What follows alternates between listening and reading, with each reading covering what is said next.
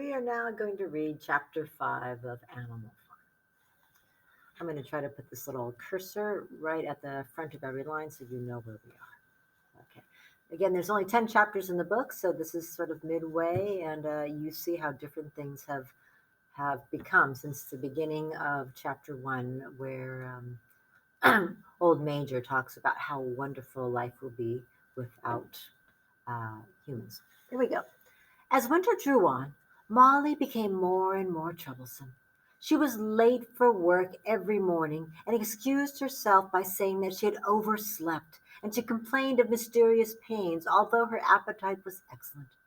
On every kind of pretext, she would run away from work and go to the drinking pool, where she would stand foolishly gazing at her own reflection in the water. But there were also rumors of something more serious. One day, as Molly strolled blithely into the yard, flirting her long tail and chewing at a stalk of hay, Clover took her aside.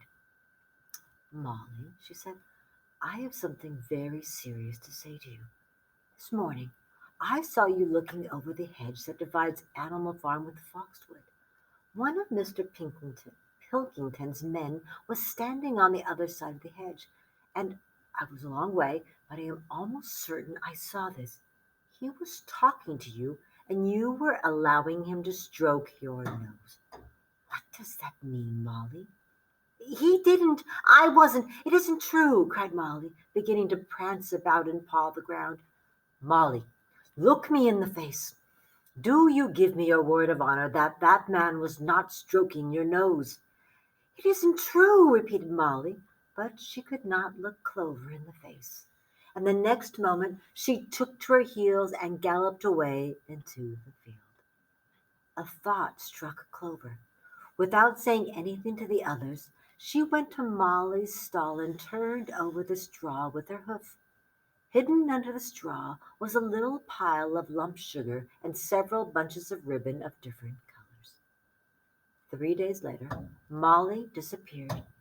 For some weeks nothing was known of her whereabouts. Then the pigeons reported that they had seen her on the other side of Willingdon. She was between the shafts of a smart dog cart painted red and black, which was standing outside a public house. A red, a fat, red-faced man with check breeches and gaiters, who looked like a publican, was stroking her nose and feeding her with sugar.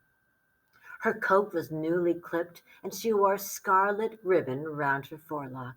She appeared to be enjoying herself, so the pigeon said. None of the animals ever mentioned Molly again. In January there came bitterly hard weather. The earth was like iron, and nothing could be done in the fields. Many meetings were held in the big barn, and the pigs occupied themselves with planning out the work of the coming season. It had come to be accepted that the pigs, who were manifestly cleverer than the other animals, should decide all questions of farm policy, though their decisions had to be ratified by a majority vote. This arrangement would have worked well enough if it had not been for the disputes between Snowball and Napoleon. These two disagreed at every point where disagreement was possible. If one of them suggested sowing a bigger acreage than with barley, the other was certain to demand a bigger acreage of oats. And if one of them said that such and such a field was right for cabbages, then the other would declare that it was useless for anything except roots. Each had his own following, and there were some violent debates. At the meetings, Snowball often won over the majority by his brilliant speeches, but Napoleon was better at canvassing support for himself in between times. He was especially successful with the sheep. Of late, the sheep had taken to bleating, "Four legs good, two legs bad," both in and out of session, and they often interrupted the meeting with this. It was noticed that they were especially liable to break into "four legs good, two legs bad" at crucial moments in Snowball's speeches. Snowball had made a close study of some back numbers of the Farmer and Stock Breeder, which he had found in the farmhouse, and was full of plans for innovations and improvements. He talked learnedly about field drains, silage, and basic slag, and had worked out a complicated scheme for all the animals to drop their dung directly in the fields at a different spot every day to save the labor of cartage. Napoleon produced no schemes of his own, but said quietly that snowballs would come to nothing and seemed to be biding his time. But of all their controversies, none was so bitter as the one that took place over the windmill. In the long pasture, not far from the farm buildings, there was a small knoll which was the highest point on the farm. After surveying the ground, Snowball declared that this was just the place for a windmill, which could be made to operate a dynamo and supply the farm with electrical power. This would light the stalls and warm them in winter, and would also run a circular saw, a shaft cutter, a mangle slicer, and an electric milking machine. The animals had never heard of anything of this kind before, for the farm was an old-fashioned one and had only the most primitive machinery. And they listened in astonishment while Snowball conjured up pictures of fantastic machines which would do their work for them while they grazed at their ease in the fields or improved their minds with reading and conversation.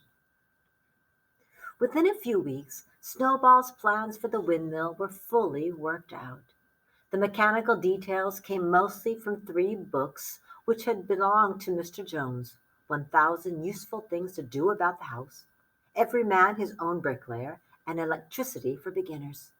Snowball used, as his study, a shed which had once been used for incubators and had a smooth wooden floor suitable for drawing on. He was closeted there for hours at a time. With his books held open by a stone, and with a piece of chalk gripped between the knuckles of his trotter, he would move rapidly to and fro, drawing in line after line and uttering little whimpers of excitement. Gradually the plans grew into a complicated mass of cranks and cogwheels covering more than half the floor, which the other animals found completely unintelligible but very impressive. All of them came to look at Snowball's drawings at least once a day. Even the hens and ducks came, and were at pains not to tread on the chalk marks. Only Napoleon held aloof. He had declared himself against the windmill from the start. One day, however, he arrived unexpectedly to examine the plans. He walked heavily round the shed, looked closely at every detail of the plans, and snuffed at them once or twice. Then stood for a little while contemplating them out of the corner of his eye. Then suddenly he lifted his leg, urinated over the plans, and walked out without uttering a word. You see the the the difference of opinion between Snowball and Napoleon.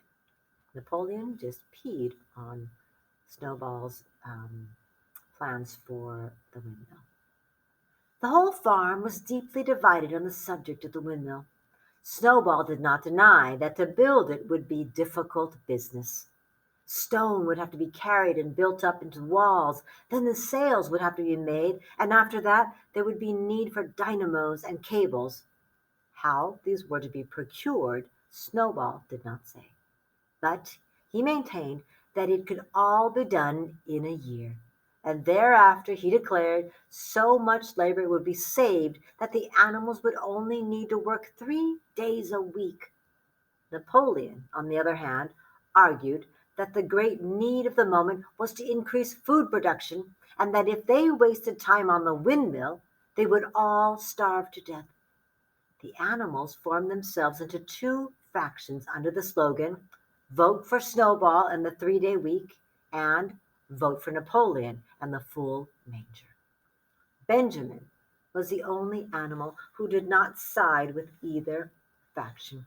He refused to believe either that food would become more plentiful or that the windmill would save work. Windmill or no windmill, he said, life would go on as it was, and it had always gone on, that is, badly. Remember, Benjamin is the donkey, the stubborn donkey who really knows what is happening. He just never sort of voices his opinion necessarily or makes anything change. He just kind of goes along with it. Apart from the disputes over the windmill, there was a question of the defense of the farm. It was fully realized that though the human beings had been defeated in the battle of the cowshed, they might make another and more determined attempt to recapture the farm and reinstate Mr. Jones. They had all the more reason for doing so because the news of their defeat had spread across the countryside and made the animals on the neighboring farms more restive than ever. As usual, Snowball and Napoleon were in disagreement. According to Napoleon, what the animals must do was to produce firearms and train themselves into the use of them. According to Snowball, they must send out more and more pigeons and stir up rebellion among the animals on the other farms. The one argued that if they could not defend themselves, they were bound to be conquered. The other argued that if rebellions happened everywhere, they would have no need to defend themselves. The animals listened first to Napoleon, then to Snowball, and could not make up their minds which was right. Indeed, they always found themselves in agreement with the one who was speaking at the moment. At last the day came when Snowball's plans were completed. At the meeting of the following Sunday, the question of whether or not to begin work on the windmill was put to the vote. When the animals had assembled in the big barn, Snowball stood up and, though occasionally interrupted by the bleating from the sheep, set forth his reasons for advocating the building of the windmill. Then Napoleon stood up to reply.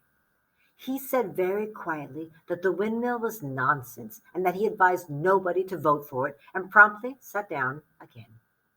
He had spoken for barely 30 seconds and seemed almost indifferent as to the effect he produced. At this, Snowball sprang to his feet and, shouting down the sheep, who had begun bleating again, broke into a passionate appeal in favor of the windmill. Until now, the animals had been about equally divided in their sympathies, but in a moment Snowball's eloquence had carried them away. In glowing sentences, he painted a picture of Animal Farm as it might be when sordid labor was lifted from the animals' backs. His imagination had now run far beyond chaff cutters and turnip slicers. Electricity, he said, could operate threshing machines, plows, harrows, rollers, and reapers and binders, besides supplying every stall with its own electric light, hot and cold water, and an electric heater. By the time he had finished speaking, there was no doubt as to which way the vote would go. But just at this moment, Napoleon stood up and, casting a peculiar sidelong look at Snowball, uttered a high-pitched whimper of a kind no one had ever heard him utter before. At this, there was a terrible baying sound outside, and 9 enormous dogs wearing brass-studded collars came bounding into the barn. They dashed straight for Snowball, who only sprang from his place just in time to escape their snapping jaws. In a moment he was out of the door, and they were after him. Too amazed and frightened to speak, all the animals crowded through the door to watch the chase. Snowball was racing across the long pasture that led to the road. He was running as only a pig can run, but the dogs were close at his heels. Suddenly he slipped, and it seemed certain that they had him. Then he was up again, running faster than ever. Then the dogs were gaining on him again. One of them all but closed his jaws on Snowball's tail, but Snowball whisked it free just in time. Then he put on an extra spurt, and with a few inches to spare, slipped through a hole in the hedge and was seen no more. Silent and terrified, the animals crept back into the barn. In a moment, the dogs came bounding back. At first, no one had been able to imagine where these creatures came from, but the problem was soon solved. They were the puppies whom Napoleon had taken away from their mothers and reared privately. Though not yet full grown, they were huge dogs and as fierce-looking as wolves. They kept close to Napoleon. It was noticed that they wagged their tails to him in the same way as the other dogs had been used to do to Mr. Jones. Napoleon, with the dogs following him, now mounted onto the raised portion of the floor where Major had previously stood to deliver his speech. He announced that from now on the Sunday morning meetings would come to an end. They were unnecessary, he said, and wasted time.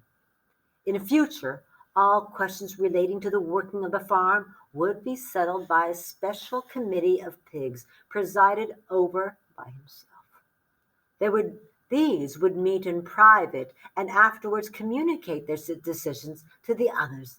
The animals would still assemble on Sunday morning to salute the flag, sing Beasts of England, and receive their orders for the week. But there would be no more debates. In spite of the shock that Snowball's expulsion had given them, the animals were dismayed by his announcement.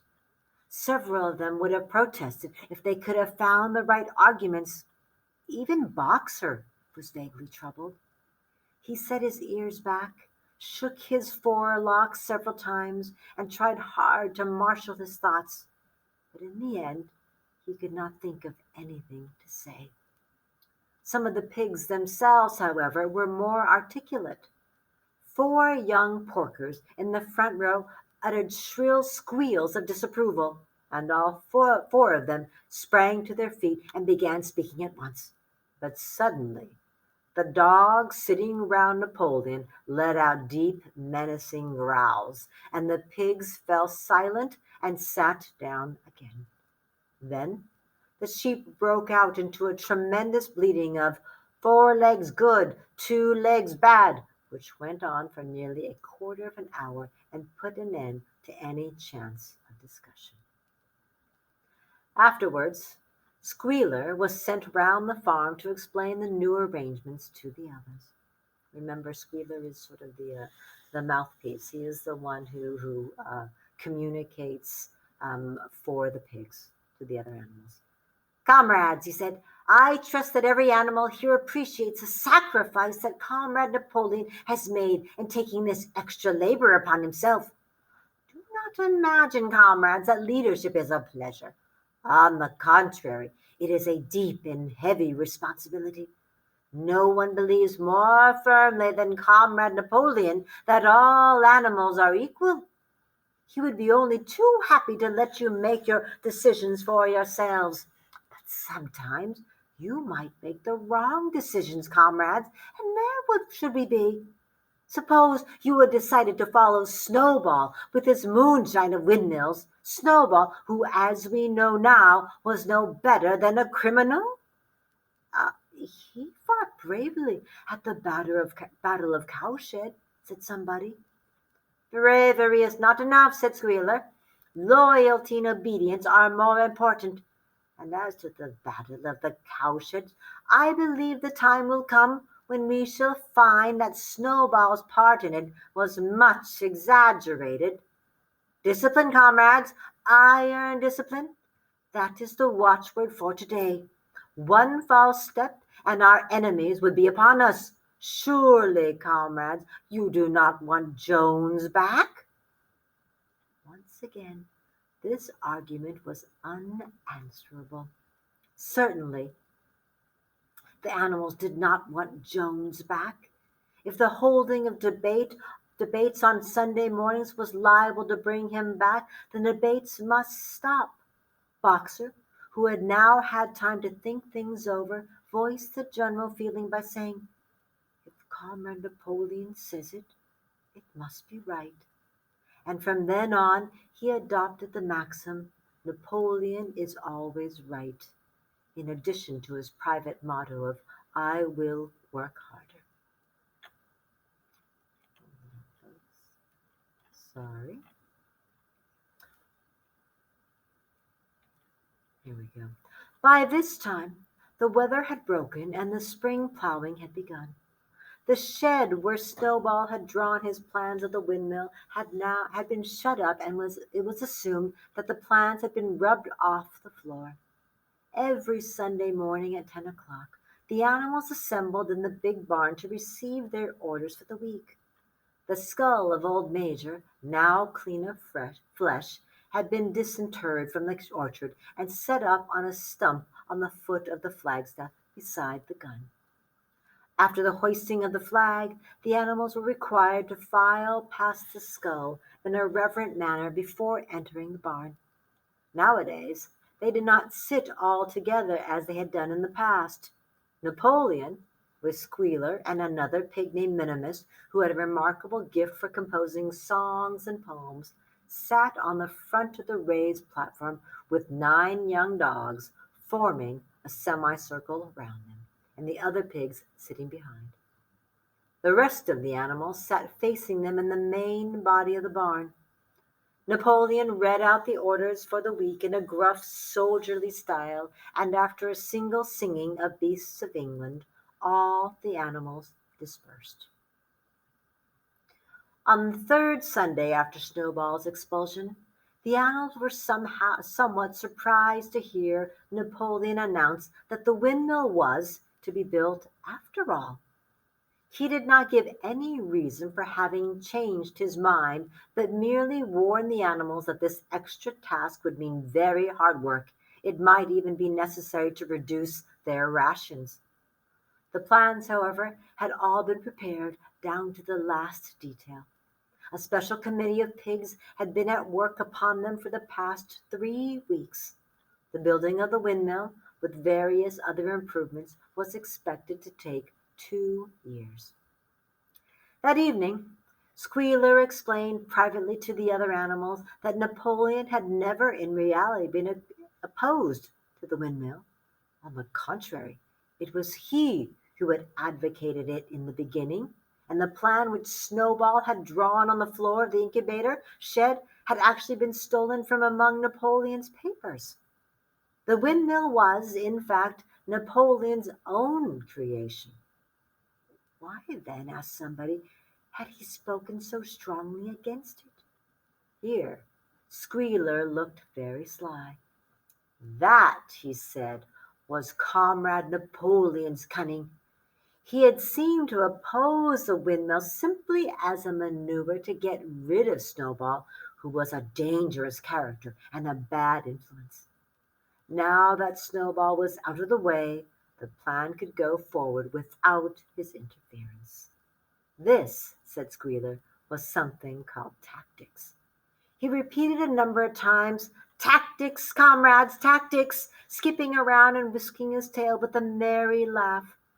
The animals were not certain what the word meant, but Squealer spoke so persuasively that the 3 dogs who happened to be with him growled so threateningly that they accepted his explanation without further questions.